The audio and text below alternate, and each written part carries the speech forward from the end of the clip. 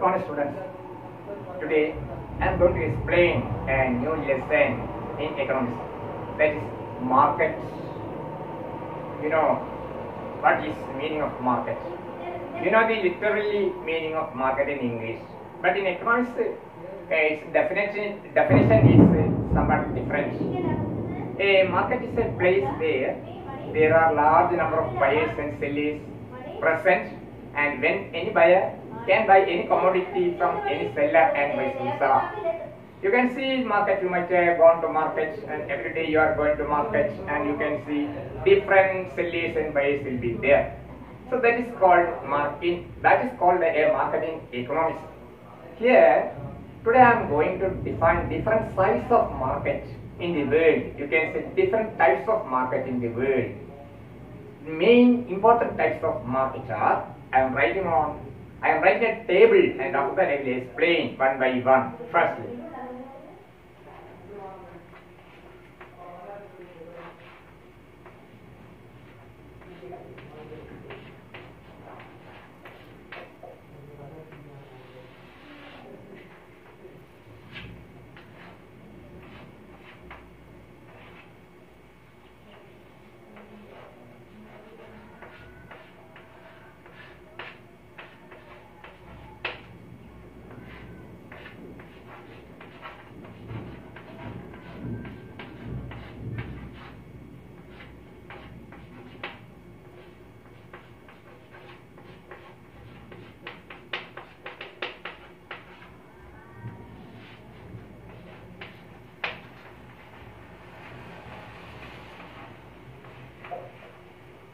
these are the important types of markets.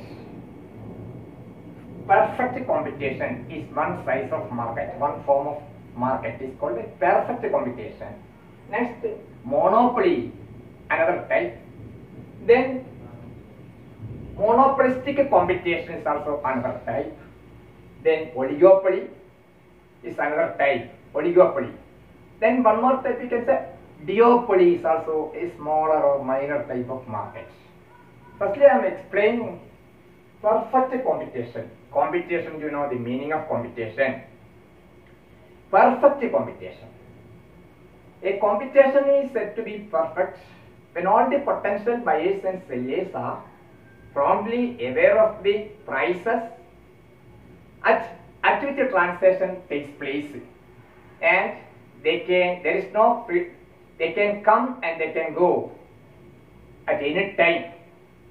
Some important features of this perfect competition. Firstly, a competition is said to be perfect when all the potential buyers or all the buyers are promptly aware of the prices at which the transaction takes place, and they can enter the firm or they can go from the firm according to their likes and dislikes.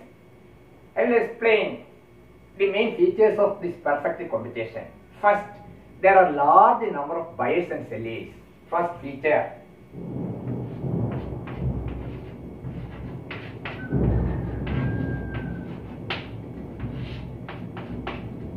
Large number of buyers and sellers.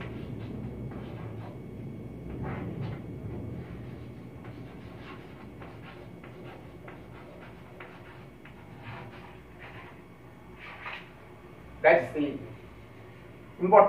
one of the important characteristics, one of the important features of this perfect competition is that there are large number of buyers and sellers. It means that a single buyer or seller cannot influence the market. There are large number of buyers in the market.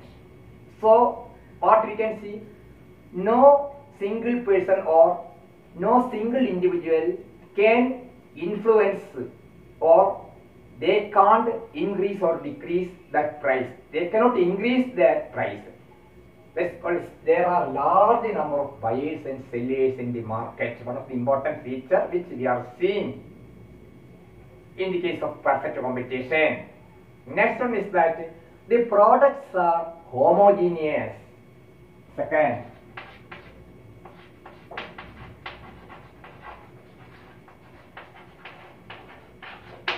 what is the meaning of homogeneous? What is the opposite of this homogeneous? Heterogeneous. Homogeneous means the same type, same quality, same variety. That is called homogeneous, homogeneous type. Same category. That is called homogeneous. So, in the next feature of this perfect computation is that the products are homogeneous. I will explain again. For example, can you say any homogeneous product? Homogeneous product. For example, if you are buying sugar from the market, sugar is very important for making tea. You know, sugar is very important for human beings. It is very essential for our daily needs.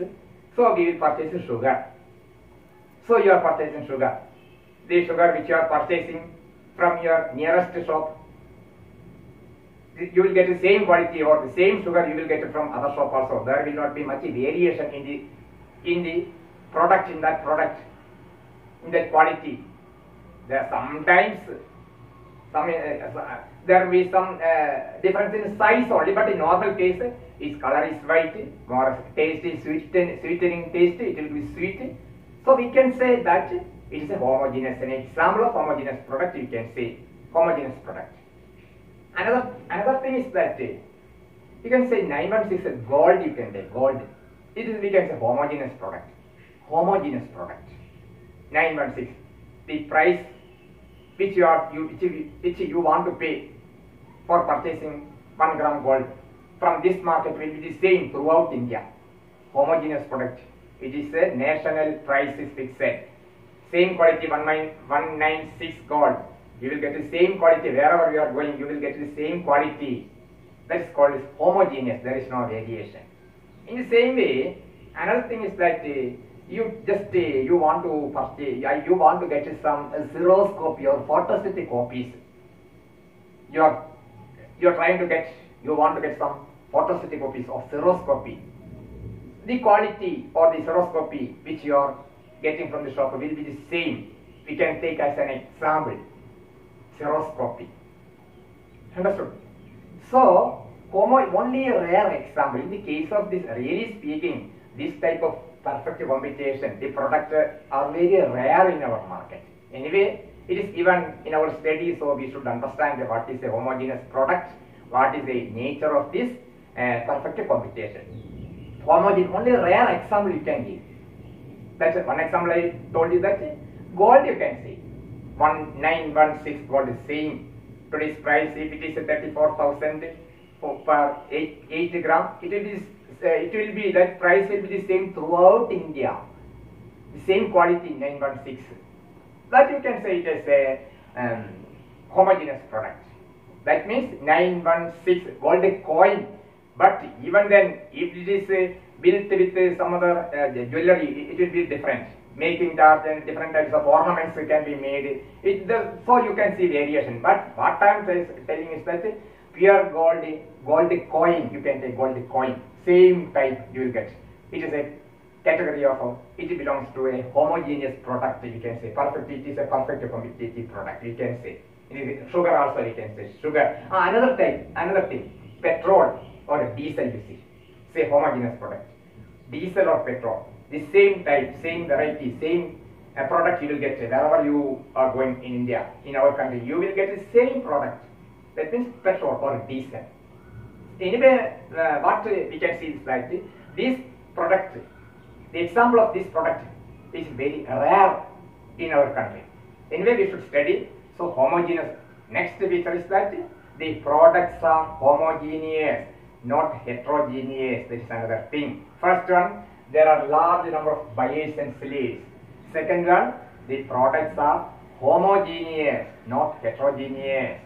Next one, there is freedom of entry and exit.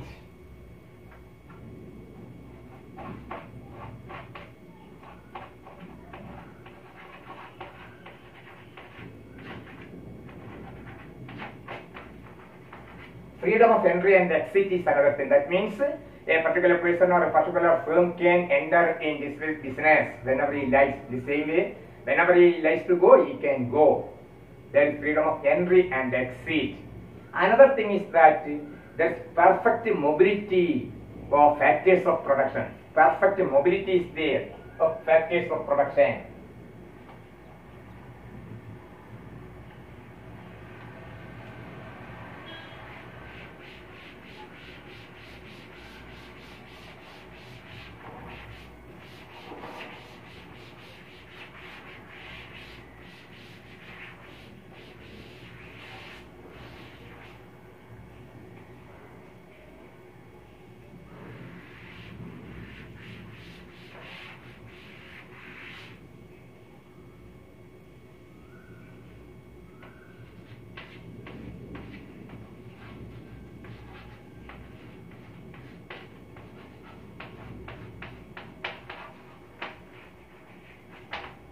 Perfect mobility. That means that suppose you are starting a business here.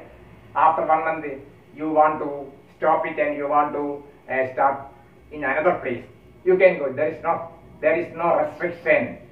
So there is freedom of entry or exit. That means there is perfect mobility of factors of production. You can take that machine or some other things and you can go to some other place. There is no barrier. There is no barrier or there is no restriction. That is called freedom of entry or etc. Perfect mobility of transport. Next one is that the complete knowledge of the market. Complete knowledge of the knowledge. There is complete knowledge of the market.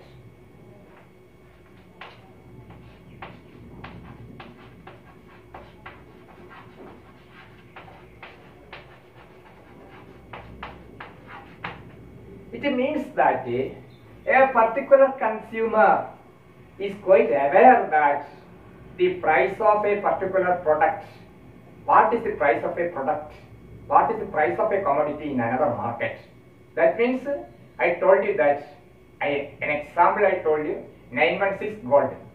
You are quite aware that if you are going to this local market or if you are going to Bombay or some other place or in some other big metropolitan city also, the price of that gold coin, the price of that 916 gold will be the same throughout the country. That is called as the consumer.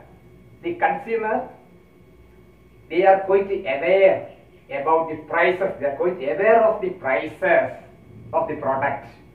So a particular person or a particular shopkeeper or a particular businessman cannot charge a high price for their product because the consumers are quite aware. If you are going to a place, if you are going to a jewelry shop and if you are purchasing a gold coin, if they are demanding more than the market price, what you will do? Immediately you will leave that place and you will go to some other place. So in the beginning itself I told, no person can influence the market. That is the peculiarity of this product or this market. A single person, single seller or single firm cannot influence the market. They cannot increase that price because the price is same, homogeneous product. They are selling a homogeneous product, same quality. The same way, if you are going to petrol bunk, you can see that the same price they can charge only the same price throughout India. They are demanding one single price, uniform price. That is important. We can say uniform price is very important feature of this perfect computation. Uniform price, no variation because the products are homogeneous. The consumers are quite aware about the prices, existing prices in the country. So not a single individual, a single seller cannot charge a high price from a particular consumer. That's the peculiarity. That means knowledge of the market, another thing. Next, transportation cost is completely neglected. There is no transportation cost. It is completely neglected.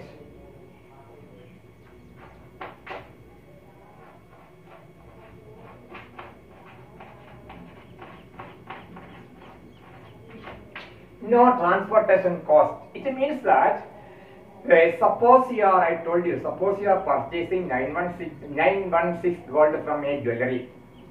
That shopkeeper, that seller is saying that no, you had to pay more amount because I imported it. I got it from England. or I got it from Bombay.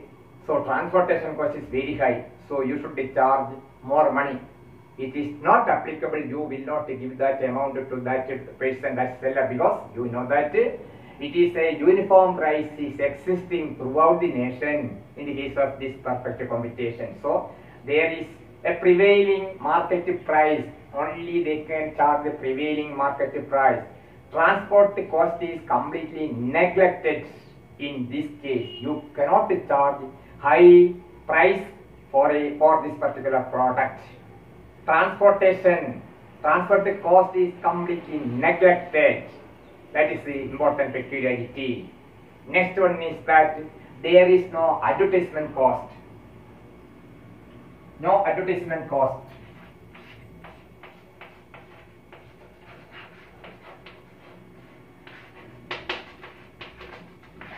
No advertisement cost.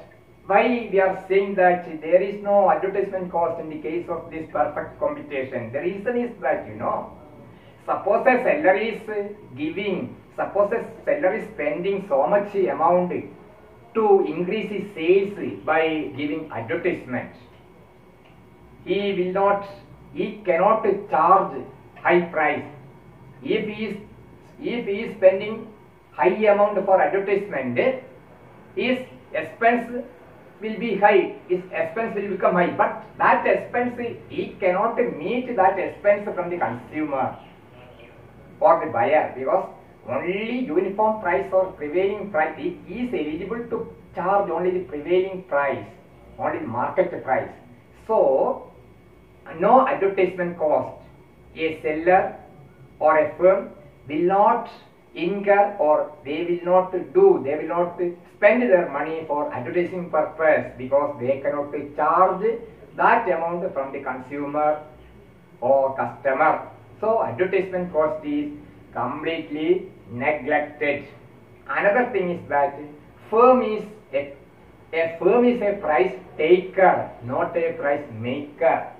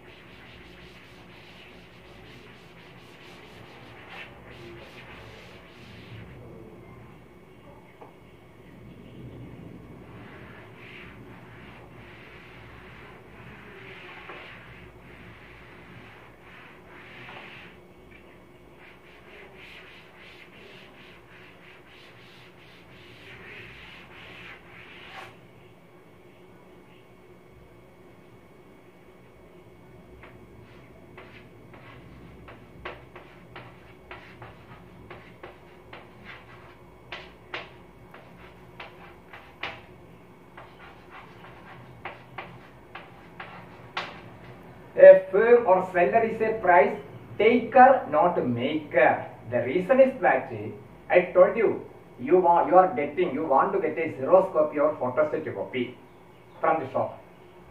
They will charge 1 rupee. Normal case, they will charge 1 rupee. That is the prevailing price. Or we can take the example of gold itself. Gold, we can take gold. I told you for 916.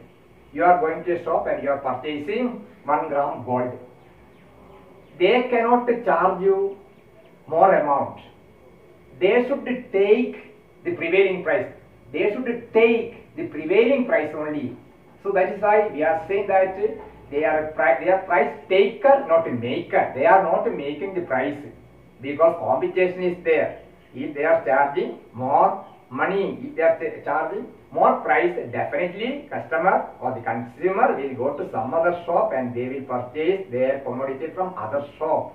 So we will say that the seller or the firm or the shopkeeper, they are only the price taker and not a maker.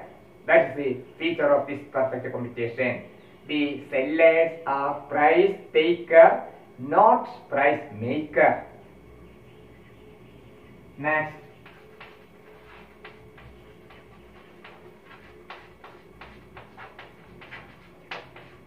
normal profit only. They are getting only normal profit. Why we are saying that they are getting only normal profit? I told you the main feature of perfect competition. I told you in the first feature. I told that there are a large number of sellers.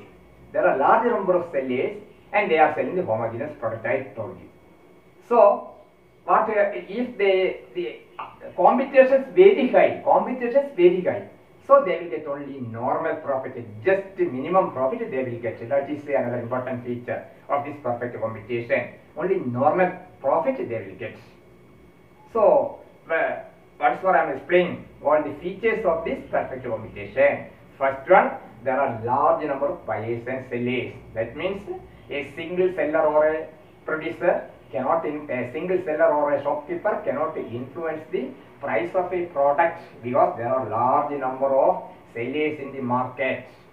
So they cannot increase their price according to their wishes. Next one, homogeneous product. They are selling only same variety, same quality of product, same taste, same quality they are selling. For example, petrol, we can take petrol or diesel. 916 gold coin we can take, sugar we can take, photostatic copy or Xerox copy we can take. All are the examples of homogeneous products. They are very rare products. Only these things are the examples of perfect competition. Next, a person or a firm or a seller can come and start the business, and if he likes, he can go out. There is freedom of entry and exit in the firm. That is another thing. Next one is that advertisement cost is completely neglected. What is meant by advertisement cost? I am explaining again. That means if a seller is paying, if a seller is spending a huge amount for advertisement purpose, he cannot meet that high expense from the consumer. He cannot charge a high price because it is a competitive, perfectly competitive product. It is a only prevailing price he can charge. Understood? So it is a advertisement cost is completely neglected in the case of this perfect competition. Next one is that transportation cost is also ignored or neglected because I told you, again I am saying, that means if a person is saying that I took this commodity from Bombay or Chennai, so I just took it from other country, so I am charging high price. You will not pay, consumer will not pay because the same type of products are available in some other market. So transportation cost is neglected. Whether he is selling his product in this area or whether he is selling in some other metropolitan city, wherever he is selling his product, he cannot say that I have paid a huge amount for transportation cost. It is already neglected. Next one is that complete knowledge about the buyer, about the sellers and the price. That means there is a uniform, price is there. So the consumers are well aware about the price of the product which others are charging or demanding, quite aware of the market price. Next one is that the firm is a price taker and not a maker. That means he cannot charge, a firm or a seller cannot charge a high price. He should accept the prevailing price. He should accept the price which others are charging. He cannot accept high price or he cannot charge a higher price than others. Next one is that only normal profit you will get. I mean, in the case of this perfect competition, they can charge only a normal profit only because others will also come only just minimum profit or normal profit they can charge. That's another peculiarity of this perfect competition. I told you. So firstly I told markets, then different size of markets. Under that I told you perfect competition first. Firstly, market, again, market is a place where there are large number of buyers and sellers are coming. There are large number of buyers and sellers, and when any buyer can buy any commodity from any seller and vice versa, you can see. Then different types of market. One is I told you perfect competition, then monopoly, monopolistic competition, oligopoly, duopoly. Perfect competition, main features I told you. Next I am going to say what is the revenue? The money which when the seller is selling a product, he is getting a money. That money is called as revenue.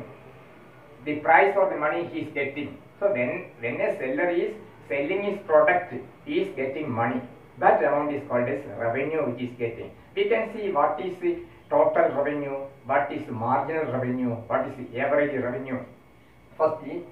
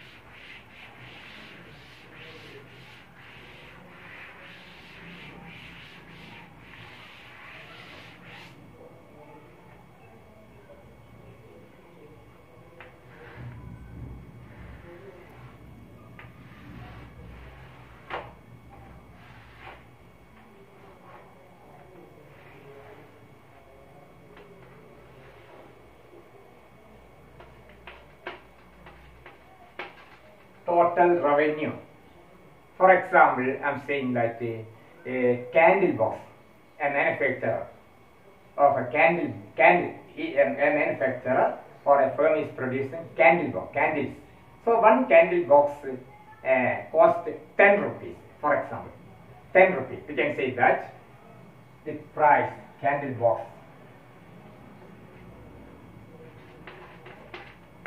price. If he is not producing anything, he won't get any revenue. For suppose he is selling one candle box, one box candle, he is getting 10 rupees. He is getting 10 rupees. That money is his revenue. This is the total revenue. He is selling one box of candle, and at that time he will get 10 rupees. That amount is his revenue. He is selling, if he is selling 2 boxes, he is getting 20 rupees. 20 rupees. Again, if he is selling 3 boxes, he is getting 30 rupees. So here we can see this is the total revenue. For one box he got 10 rupees. For 2 box he got 20 rupees. So this is his total revenue. But marginal revenue, addition to total revenue, is called as marginal revenue. For example, when that producer or when that seller is selling one more candle box, he is getting 20. So what is additional? First he got 10. When he sold an additional box, he got an additional amount of 20. That is called 20 minus 10 is equal to 10. That is marginal revenue. It is called as marginal revenue. Here this is total revenue. For example, in the case of paid box, he is selling again. Paid box, 3 boxes he is selling. At that time he is getting 30 rupees. This is his total revenue, 30. But here, what is his marginal revenue? 30 minus 20 is equal to 10. So this 30 rupees minus 20 rupees, it is equal to 10. That is called as marginal revenue. So total revenue you know, marginal revenue you know. Next we can see what will be the average revenue and what will be the up to where this producer will stop his product production. We can see what is the profit maximization. What is the profit maximization? We can see.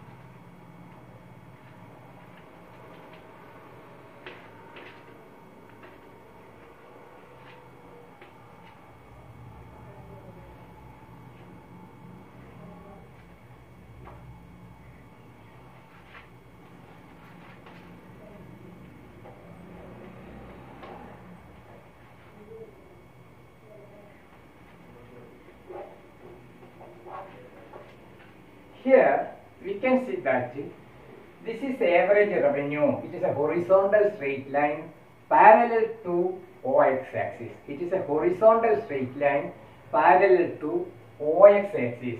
In this graph, in the OX axis, we have taken output. In the OX axis, we have taken output, and in the OY axis, we can take a price. This is marginal cost figure. Marginal cost figure. This is average revenue, marginal revenue, and price. All are saying it is a horizontal straight line parallel to OX axis. The reason is that why this is like this horizontal straight line, you should understand what is the reason. For example, suppose you are purchasing a commodity from this, price is OP. You are purchasing up to this, the price is OP. Up to this, price is OP. Here, so whatever the quantity you are purchasing, you will have to pay the same price. I told you this is price is same. So the price line or average revenue or marginal revenue curve or price line is more or less same. They are similar, same thing, the same price. So it is a horizontal straight line. Whatever the quantity you are purchasing, the price will not change. That is OP is the price. So AR, MR, price, all are equal. Next we can see where or up to which quantity the producer will produce a commodity. For example, here we can see marginal cost. We can understand that a seller or a producer will not like to face loss. He is conducting business to get a profit only or gain only. He is not ready to face a loss. He will always try to increase his profit. When he will be in equilibrium, that means when he will get the profit, when as long as the marginal cost is equal to his price, as long as his marginal cost is equal to his revenue, as long as his marginal cost is equal to his revenue, he can extend or he can follow his production. Or in here you can see this is marginal cost figure. Here it intersects, this MC curve intersects this AR curve at 2 points. One is M and another is N. You can see here M. This is M at point. MC curve cuts MR curve. M. If he is stopping at this point, he will produce OQ quantity of product. If the producer is stopping his production at this point, he can stop up to this OQ quantity. But here he will not stop his production up to OQ, because if he is extending his production up to this or this, up to this, he can extend, because marginal cost is less than marginal cost is less than his revenue. So he will get more profit. When his cost is less than when his cost of production is less than his revenue, he will try to increase his production. But when the cost is higher, when his expense or when his production cost is higher, he will stop. Here his production or marginal cost is less than his revenue. So, or he will not stop it here. He will try to extend his production. He will not here. Here you can see marginal cost is below. Marginal cost is below. Here also up to this he can extend his production. He will go up his production up to this point N. That means Q1. He can go up to Q1. This is his equilibrium point. At this point, he will get his maximum profit. This is the equilibrium point of that producer or a firm. But if he goes his production beyond that level, OQ1, marginal cost is higher than his revenue. Cost is higher than his revenue. the revenue which is getting is lower than its cost. Its cost is higher than its revenue, so it will stop its production. It can go up to this point where equilibrium point is attained. So a producer will extend its production up to this point OQ1 where his marginal cost is equal to marginal revenue. He will not go beyond this product, because if he is going beyond that product, he will have to face loss. That is what I am saying. We can see where or up to which point the producer will stop his production.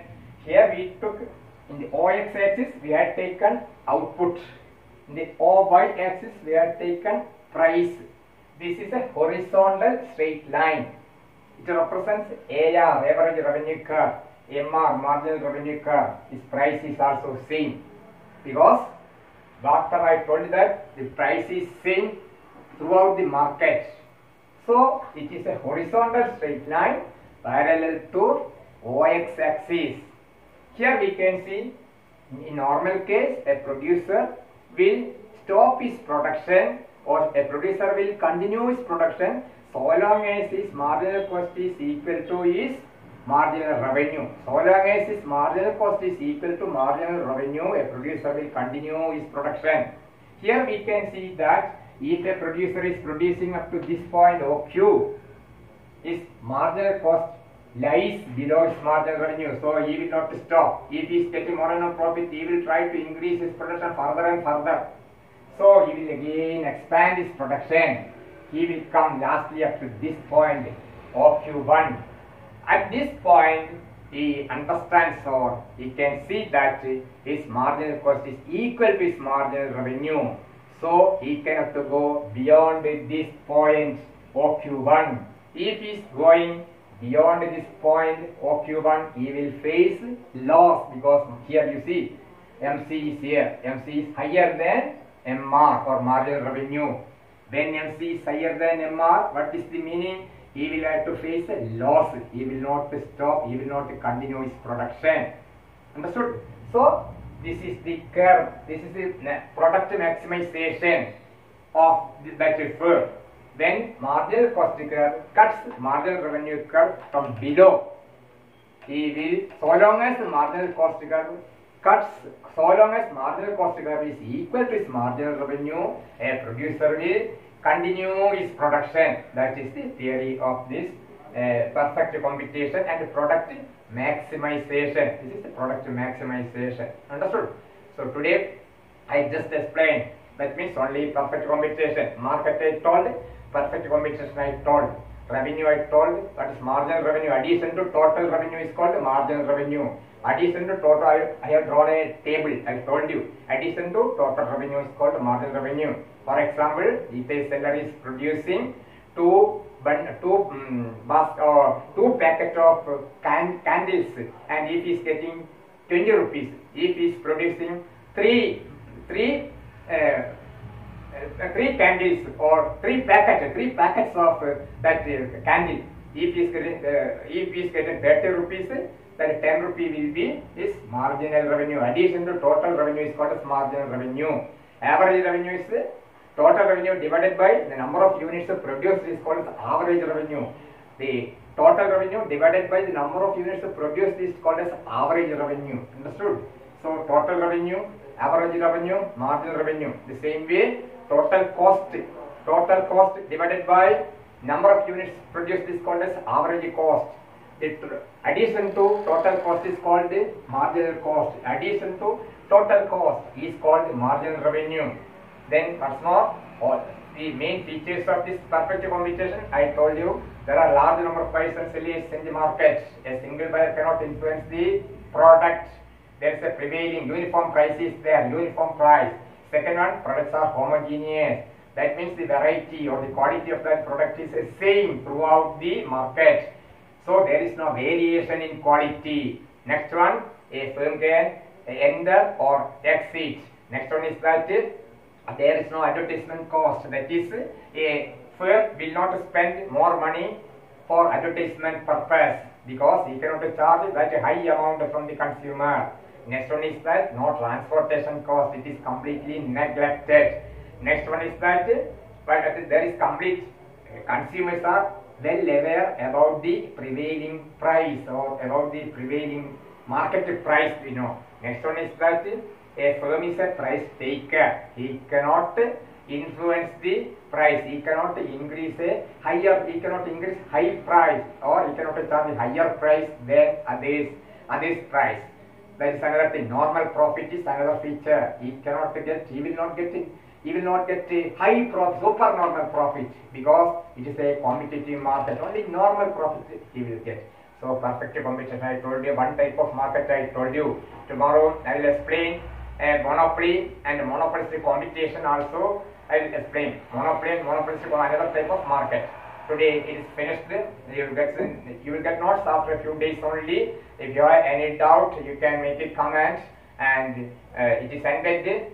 Please, thank you very much. Please don't forget to subscribe. Thank you.